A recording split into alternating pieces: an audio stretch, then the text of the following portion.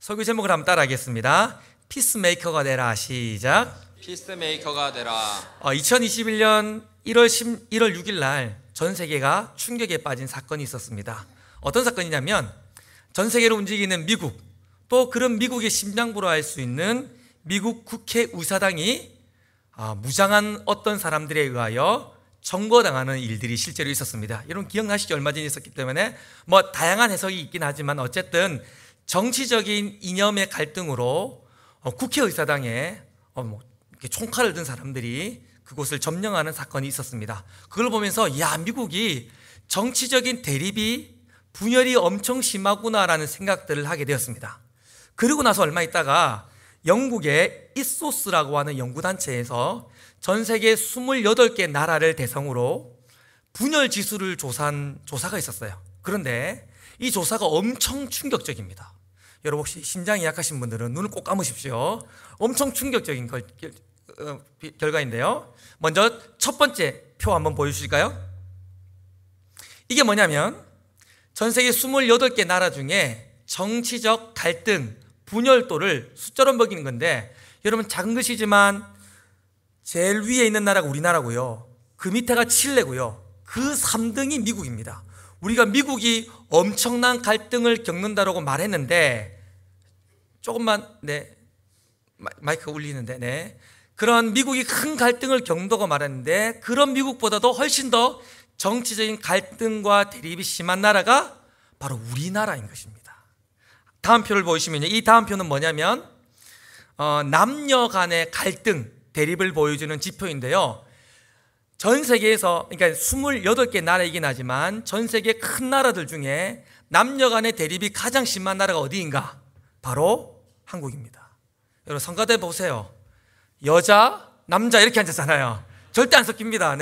그러니까 우리가 잘 모르지만 남자와 여자가 큰 대립이 있는 나라가 어디냐? 우리가 살고 있는 이 나라인 것입니다. 세 번째 이미지를 보여주시면요, 학력 간의 갈등이 가장 심한 나라, 우리가 계속 1등하고 있습니다. 지금 칠레와 함께 전 세계 1등, 절대 학력의 차이를 극복하지 못하는 나라, 그러니까 학력의 차이가 가장 대립이 심한 나라가 어디냐? 바로 우리나라라고 조사가 되었던 것입니다. 다음 그림 한번 보여주시면요, 그 다음은 여러분 지금 이제 똑같은 표가 다른 표예요. 근데 계속 우리나라 1등하기 때문에 지금 똑같은 표 같지만, 네 번째 표는 뭐냐? 빈부 간의 갈등이 심한 나라입니다. 거기에 칠레와 함께 여전히 우리나라는 세계 1위를 달리고 있습니다. 다음 표를 보시면요, 바뀐 것 같네요. 이건 뭐냐? 세대 간의 갈등입니다.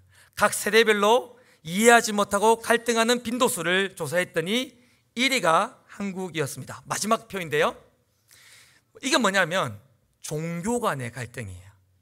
여러분 우리 절대로 용납 못하잖아요. 맞죠? 우리 다른 종교에 대해서 우리 잘 용납 못하잖아요. 맞죠? 그런 종교 간의 갈등이 가장 선명한 나라가 어디인가? 바로 대한민국이라고 조사가 되었습니다. 표를 내주시면 되겠는데요, 여러분 우리가 살고 있는 이 시대는 분열의 시대입니다. 특별히 저와 여러분들이 발을 딛고 살아가는 이 땅은 분열이 아주 선명한 땅에서 우리는 살아가고 있는 것입니다. 근데 그런 우리들에게 오늘 팔복의 말씀을 통하여 예수님은 이런 말씀을 하셨습니다. 우리 5장 9절 말씀을 한번 같이 읽어보겠습니다. 분열의 시대를 살아가는 우리들에게 주님 뭐라 말씀하셨는가? 시작. 화평하게 하는 자는 복이 있나니 그들이 하나님의 아들이라 일컬음을 받을 것이요. 아멘. 화평하게 하는 자, 피스메이커, 그러니까 화평을 만들어내는, 분열을 그치게 하고 화평을 만들어내는 사람이 되라라고 우리들에게 이야기하고 있는 것입니다. 팔복의 말씀을 나누면서 계속 말씀드리고 있는데, 팔복은요, 너무 당연한 사건들은 생략한다고 얘기했습니다. 여기에서 뭐가 생략되어 있냐면 하나님과 우리가 화평하게 되었다라는 것을 생략하고 있는 거예요. 우리가 하나님하고 화평한 관계에 들어갔기 때문에 우리는 세상으로 나아가서 화평케 하는 사명을 감당하라라고 이야기하고 있는 것입니다. 그러면 우리가 하나님과 화평하게 되었고, 그런 우리가 세상에 나가서 세상을 화평하게 하게 되어지면 세상 사람들이 우리를 누구로 인정한다고 말합니까? 하나님의 아들과 딸로 인정해 준다라고 오늘 성경은 이야기해 주고 있는 것입니다. 여러분, 분열된 세상, 여러분들이 세상을 화평하게 만들 수 있기를 주님의 이름으로 축복합니다. 그래서 세상 사람들이 여러분을 보면서 진짜 하나님의 아들, 딸들이라구나 그런 인정을 받을 수 있기를 바랍니다. 그럼 먼저 화평이 뭔지에 대해서 짧게 이야기해 보겠습니다. 화평이라는 이 헬라어 단어는 에이레네라는 단어인데요, 여러분 비슷한 단어들이 많이 있어요. 화평, 화목, 평강 이런 단어들이 있잖아요. 다 똑같은 단어들입니다. 다 에이레네인데요, 우리가 잘 알고 있는 구약 성경의 단어로 따지면 샬롬입니다. 그래서 제가 오늘 설교할 때에는 화평이란 단어로만 제가 설교하도록 하겠습니다. 여러분, 화평이 뭔가? 사람들과 사람들의 사이가 좋은 것이 화평이 아니에요. 사람들과 사람들의 관계가 대립이 없는 상태가 화평이 아니라 그걸 훨씬 뛰어넘어 사람들이 단순히 안 싸우는 정도가 아니라 완벽한 관계 안에 있을 때에 에이레네, 샬롬, 화평이라고 이야기하는 것입니다. 그런데 관계가 좋고 완벽한 관계 안에 있는 것이 에이레네 화평인데, 그런 화평의 첫 출발점은 어디냐면 하나님하고 화평하는 것입니다. 그러니까 하나님하고 화평해야 세상 사람들하고도 우리끼리도 만물하고도 화평할 수 있는 것이죠.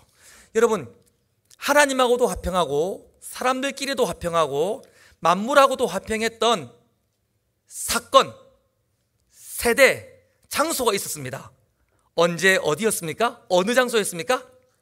에덴 동산이었어요. 에덴 동산일 때에 하나님하고 인간은 완벽한 화평의 관계에 있었습니다.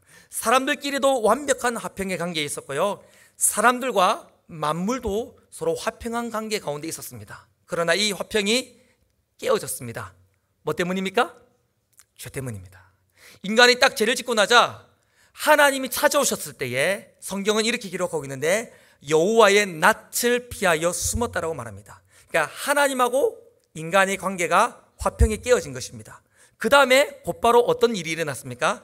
사람과 사람과의 관계가 깨어지기 시작하는데 남편이 아내를, 아내가 남편을 향하여 네 때문이다, 집에서 많이 있죠, 네 때문이라고 말하면서 서로가 서로를 향하여 정죄하기 시작했습니다. 그뿐 아니라 형제가 형제끼리 서로 죽이기 시작하면서 창세기 6장 2절 말씀에 보면 이런 말씀이 있는데 혹시 자막이 가능할까요? 창세기 6장 2절 말씀에 보면 우리 같이 한번 읽어보겠습니다. 시작.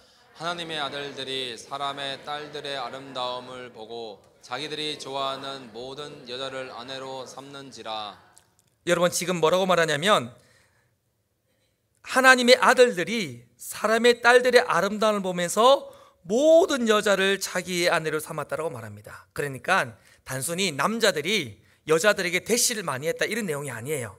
이 말이 어떤 말이냐면 힘 있는 사람이 힘 없는 사람을 빼앗고 착취했다는 말입니다. 그러니까 세상은요, 화평이 완전히 깨어져 버린 것입니다. 힘 있으면 힘 없는 사람 빼앗고, 힘 있는 사람이 힘 없는 사람 누르고, 세상은 화평이 깨어진 서바이벌장이 되었다라고 이야기하고 있는 것입니다. 뭐 때문에요? 죄 때문입니다. 그런데 여러분, 이런 깨어진 화평의 관계는 하나님과 인간, 인간과 인간 안에 머물러 있지 않고 만물하고도 관계가 있게 됩니다. 그래서 땅이 가시와 엉겅퀴를 내기 시작하며 로마서 말씀에 의하면 만물이 지금 고통하고 있다라고 이야기하는 것이죠. 자, 어쨌든 죄 때문에 신라권이 낙원을 잃어서 하나님하고 인간끼리도 만물하고도 화평이 깨어진 안타까운 세상이 도래했다라고 이야기하는 것입니다. 그런데 하나님은 이 안타까운 화평이 깨어진 세상을 회복하기 위해 하나의 방법을 허락하셨습니다. 그게 뭡니까? 한번 따라하겠습니다. 화목제사. 시작. 하나님은 이런 화평을 회복하기 위해서 화목케 하는 제사를 허락했었어요. 여러분, 화목제사의 특징이 있는데 어떻게 제사를 드리냐면 제물을 잡고 나서 제물의 기름으로는 불을 태워 하나님께 향기로운 제물을 드립니다. 그러니까 하나님하고 인간관계가 화목하게 되는 것입니다. 그 다음에 넉적다리와 가슴은 제사장이 가지게 됩니다. 그리고 나머지 모든 부위를 어떻게 하느냐? 다른 제사들은 불에 태우잖아요. 그런데 이 화목제사만은 어떻게 하냐면 기름으로는 하나님께 드리고 일부는 제사장이 가지지만 나머지 커다란 제물의 고기들을 어떻게 하느냐? 그것을 잡아서 이웃과 나눠 먹게 됩니다. 뭐 하는 거예요? 잔치하는 거예요. 여러분 잔치해 보셨죠? 잔치하면 어떻습니까? 함께 나눠 먹고 함께 마시고 함께 교제하면서 서로 관계가 좋아지잖아요. 그래서 유일하게 모든 제사 중에 유일하게 이 화목 제사만은 그것을 온전히 태워드리지 않고 제물을 이웃들과 나눠 먹으면서 화목해 하도록 만든 것입니다. 그런데 이거는 그림자예요. 어떤 그림자요? 진짜 화목 제사가 있다는 것을, 이 땅에 깨어진 모든 분열을 회복할 진짜 제사가 있다는 것들을 보여주는 하나의 그림자입니다. 진짜 화목 제물이 오셨고 진짜 화목 제사가 드려졌습니다. 자, 화목 제물은 누구십니까? 역시 여러분, 역시 훈련받고 또 성가대 할 만합니다. 진짜 화목 제물은 예수 그리스도십니다. 그분이 완전한 화목 제사를 드리셨는데 어디서 드리셨어? 세 글자인데 십자가. 세 글자인데 어디서 드리셨습니까? 십자가였습니다. 성경을 하나 찾아볼까요?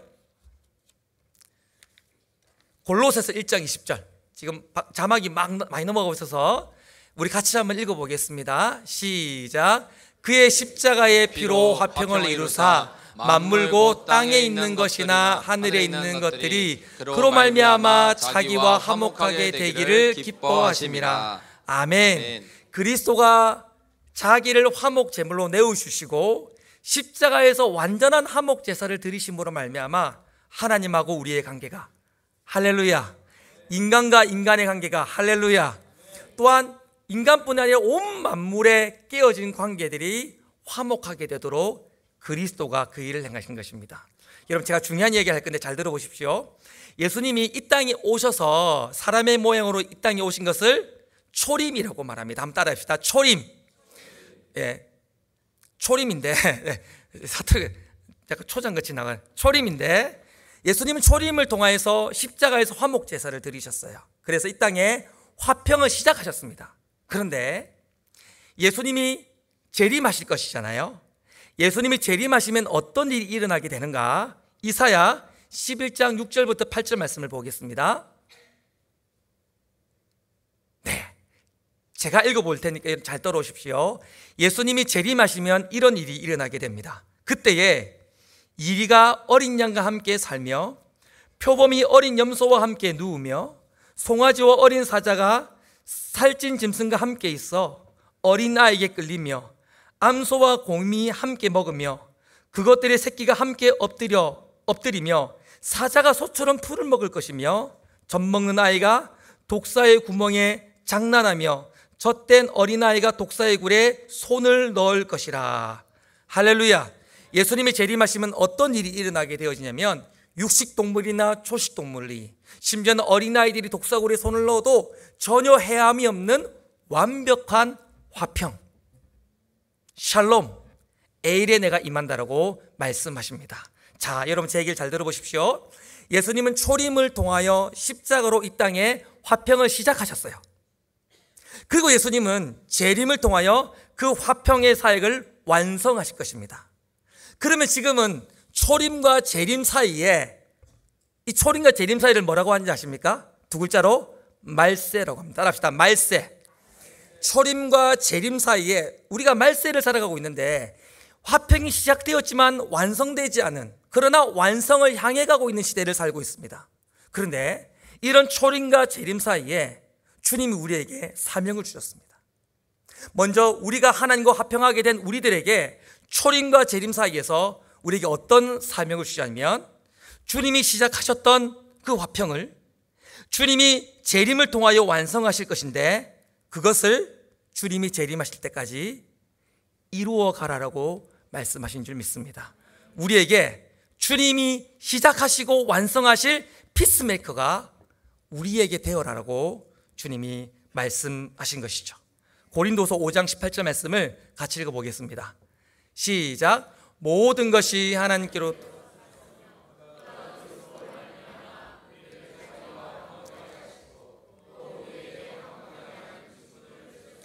우리를 화목하게 하신 후에 우리에게 화목해야 하는 직분을 주셨다라고 말합니다. 저는 말씀을 정리하면서 여러분들에게 세 가지 화평의 사명을 감당하라고 이야기하고 싶습니다. 첫째는 따라할까요? 나와의 화평. 시작. 이걸 다른 말로 말하면 한 번 더 따라합시다. 자존감. 여러분, 라틴 아메리카 굉장히 폭력이 많고 약물 중독이 심한 라틴 아메리카의 대주교인 돔 헬더 카마라고 하는 대주교가 있었습니다. 그가 어떤 신문 기자와 이런 인터뷰를 하다가 이런 질문을 받았습니다. 당신이 대주교로 섬기면서 가장 힘든 일이 무엇이었나가? 암살의 위협이나 정부의 압력이나 수많은 박해자들 중에 당신을 제일 힘들게 했던 존재가 무엇이냐고 물었습니다. 그때 이 카마라 대주교가 이렇게 얘기했습니다. 손가락을 딱 펴더니 손가락을 이렇게 돌리더니 이렇게 갖다 댔습니다. 그러면서 나라고 말했습니다. 자기를 제일 힘들게 했던 사람, 나를 제일 괴롭혔던 사람, 외부에 있지 않고 나 자신이었다라고 말했습니다. 그러면서 말하기를 나의 가장 고약한 적은 나다. 나 자신이 가장 격렬한 전쟁터였다. 여러분, 오늘날 많은 사람들이 자기와 화목하지 못해요. 그 말이 뭐냐? 내가 나를 정죄하는 것입니다. 여러분, 제가 자존감이라고 말했는데 자아상이라고 말하기도 하고 자존감이라고 말할 수 있는데 성경적인 자존감이 뭐냐 하면 하나님의 시선으로 나를 보는 것입니다. 하나님의 가치로 나를 대하는 것입니다. 너무 멋진 말인데 적으세요. 네. 뭐냐면 하나님의 시선으로 나를 보는 것이고 하나님의 가치로 내가 나를 대하는 거예요. 여러분, 하나님이 여러분 어떻게 대하십니까? 어떻게 보고 계십니까? 존귀한 하나님의 아들, 딸들로 보고 계시지 않습니까? 그 시선 그대로 내가 나를 보는 것입니다. 세상이 뭘 하든지 간에 다른 사람에 비해 어떠하든지 간에 상관없이 하나님이 나를 보실 때 어떻는지를 보면서 그 시선으로 내가 나를 보는 것, 그게 바로 성경적인 자존감인 것입니다. 여러분, 하나님 여러분 어떻게 보십니까? 어떻게 보십니까? 스바냐서 말씀해 보면 우리가 좋아 죽어서, 하나님 우리를 볼 때 좋아 죽어서 기쁨을 이기지 못하신다, 그렇게 말하고 있어요. 우리를 볼 때 좋아 죽는 겁니다. 가끔 우리 교회에서 손주들 보면 예배 시간 막 뛰댕기잖아요. 그런데 어떻게 봅니까? 우리가 저거 이렇게 합니까? 아이고 사랑아 이러면서 이러잖아요. 예배 시간 애들이 떠들지만 그 내 손주, 내 자녀를 볼 때 어떻습니까? 아이고 저 이런 마음 있잖아요. 하나님이 우리를 그렇게 보십니다. 여러분, 또 하나, 하나님이 나를 어떤 가치로 대하시는가에 대해서 우리는 고민해 볼 필요가 있습니다. 로마서 8장 23절 말씀, 8장 32절 말씀에 보면 자기 아들을 아끼지 않고 우리를 위해 주셨대요. 그 말은요, 좀 극단적으로 표현해 보면 우리의 가치는 아들과 맞바꿀 만큼 귀한 존재라는 것입니다. 하나님은 우리를 그렇게 대하시는데 우리가 우리 스스로를 아주 낮게 대하는 것이죠. 우리가 화평해야 될 첫 번째 대상이 있습니다. 나예요. 우리는 스스로와 너무 많이 싸우고 있습니다. 못났다, 연약하다, 악하다로 말하면서 스스로를 너무 낮게 대하는 경향이 있습니다. 여러분, 축복합니다. 하나님의 시선으로, 하나님의 가치로 여러분을 대하셔서 여러분 자신과 화해할 수 있기를 주님의 이름으로 축원합니다. 두 번째로, 하나님과 화평하셔야 돼요. 하나님과 화평하셔야 됩니다. 이걸 다른 말로 하면 한번 따라합시다. 경건. 시작. 모든 화평의 출발은요, 하나님하고 관계입니다. 그런데 하나님하고 관계가 화평하게 되어지는 방법이 있는데 말씀과 기도예요. 여러분, 다른 특별한 방법이 있지 않습니다. 하나님하고 내가 좋은 화평한 관계를 맺는 것은 말씀과 기도라는 방편을 통하여, 은혜의 수단을 통하여 우리는 그분과 화평한 관계를 맺어가는 것이죠. 그래서 여러분들에게 꼭 부탁드리고 싶습니다.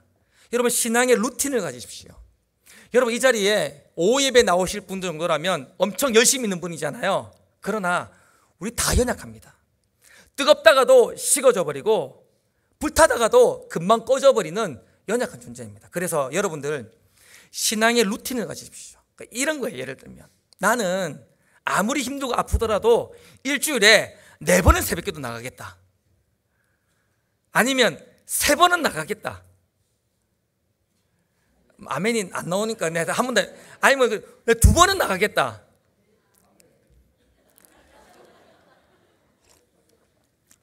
아니면 그런 거 있잖아요.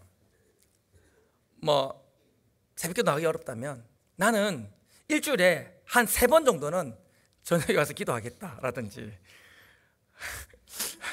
아니면 뭐 큐티를 하겠다든지 하여튼 그런 신앙의 루틴을 만드시라고요. 왜냐하면 그런 루틴이 없으면 홍수에 떠내려가는 물처럼 어느 순간 우리가 그 모든 것 잊고 살아가게 됩니다.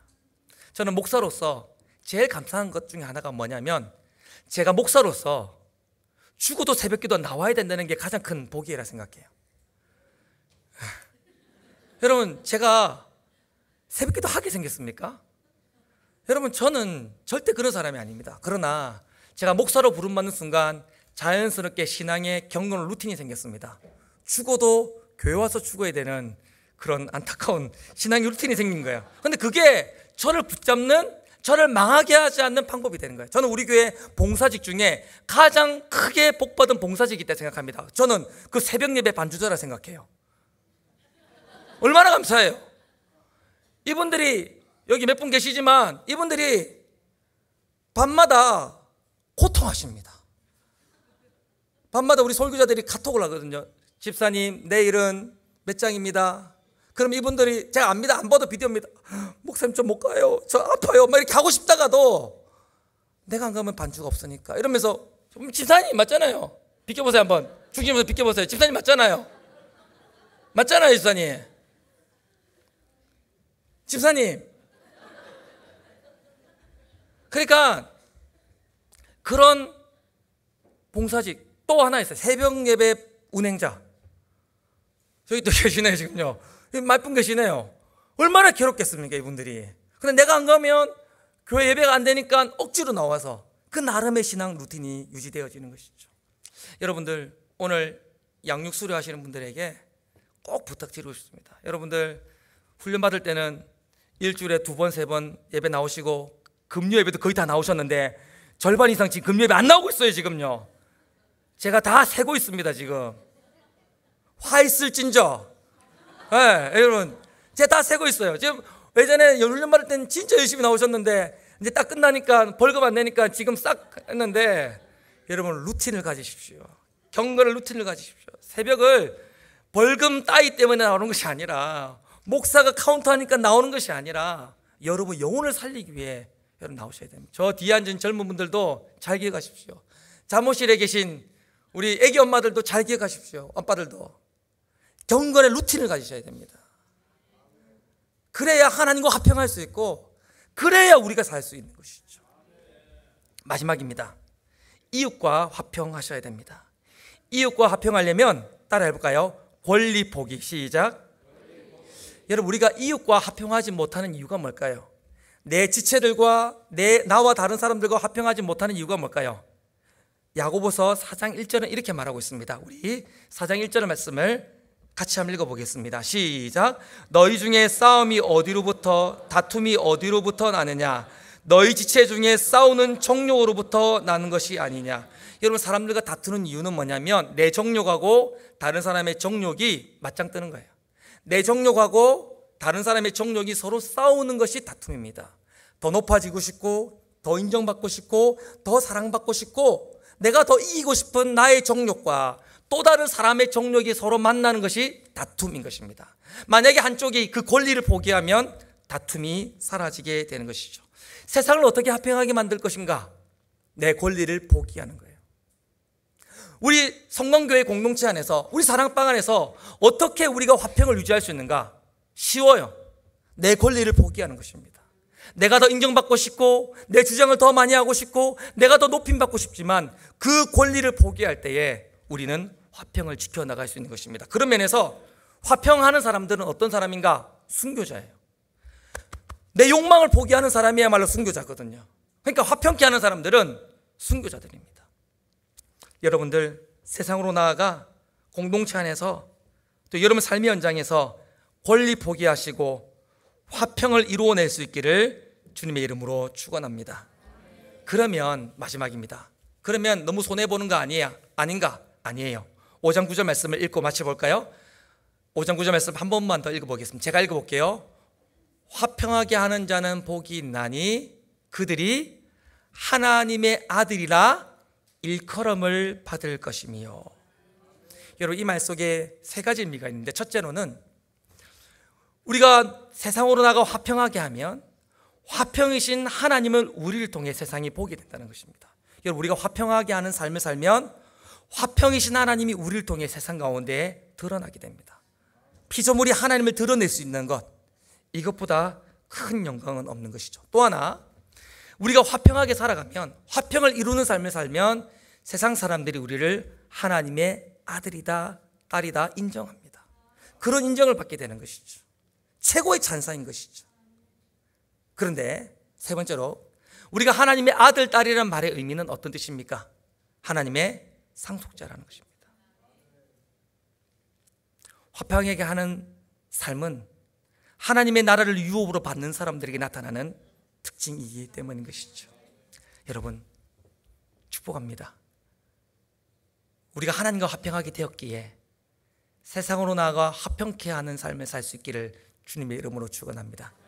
먼저 나와 화평하시고 하나님과 화평하시고 이웃과 화평하셔서 하나님의 아들, 딸이라 인정받을 수 있기를 주님의 이름으로 축원합니다.